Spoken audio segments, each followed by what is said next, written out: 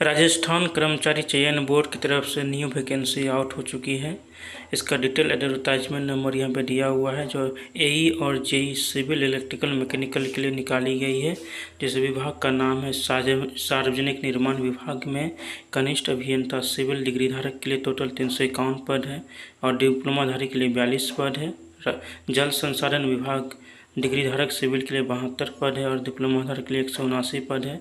जल स्वास्थ्य अभियांत्रिकी विभाग में डिग्री धारक सिविल के लिए 47 सीटें हैं और डिप्लोमाधारक सिविल के लिए 151 सीटें हैं और इलेक्ट्रिकल और मैकेनिकल के लिए 32 सीटें निकाली गई डिप्लोमाधारक के लिए।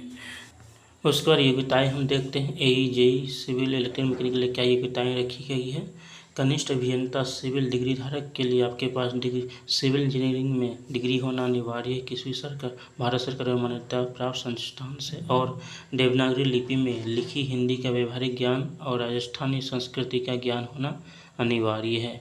उसी प्रकार कनिष्ठ अभियंता सिविल डिप्लोमाधारी के लिए भी आपके पास डिप्लोमा होना अनिवार्य है किसी भी संस्थान से मान्यता प्राप्त भारत सरकार द्वारा। उसके बाद आपके पास देवनागरी लिपि में लिखी हिंदी का व्यवहारिक ज्ञान और राजस्थानी संस्कृति का ज्ञान होना अनिवार्य है। इसी प्रकार आपके पास कनिष्ठ अभियंता यांत्रिकी और विद्युत डिप्लोमाधारी पद के लिए भी यही योग्यता होनी चाहिए, डिप्लोमा होना चाहिए और देवनागरी लिपि में लिखी हिंदी का व्यवहारिक ज्ञान और राजस्थानी संस्कृति का ज्ञान होना अनिवार्य है। तब आप इस फॉर्म को फिलअप कर सकते हैं। इसका ऑनलाइन एप्लीकेशन फॉर्म जो है शुरू हो चुका है 16 अगस्त 2026 से 14 सितंबर 2026 को रात से 12 बजे तक आप इस फॉर्म को फिलअप कर सकते हैं।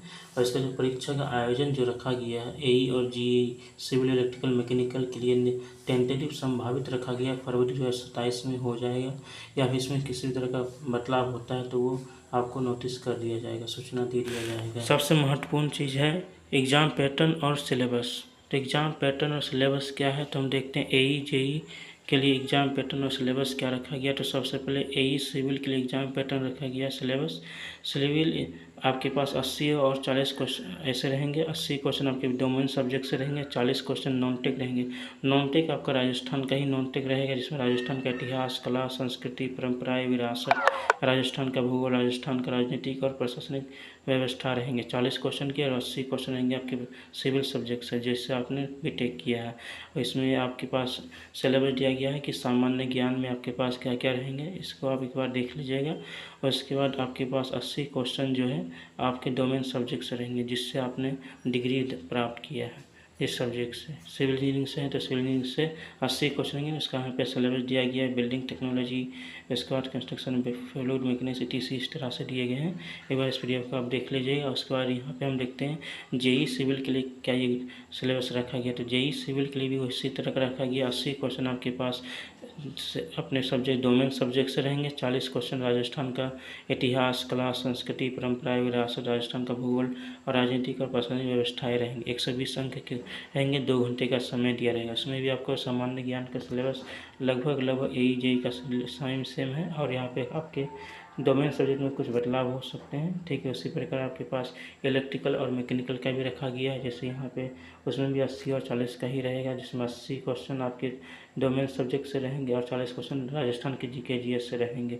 सब में आपके 1/3 का नेगेटिव मार्किंग रखा गया है, ठीक है। उसी प्रकार मैकेनिकल का भी सिलेबस रखा गया है। 40 और 80 क्वेश्चन रहेंगे। 80 क्वेश्चन आपके डोमेन सब्जेक्ट से रहेंगे, 40 क्वेश्चन आपके राजस्थान का जीके जीएस रहेंगे। इस प्रकार यहाँ पे दिया गया, और सब में 1/3 का नेगेटिव रखा है। 2 घंटे का समय दिया जाएगा।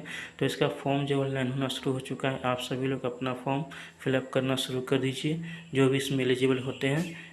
और कोई समस्या रहता है तो आप कमेंट बॉक्स में ज़रूर कमेंट कीजिए।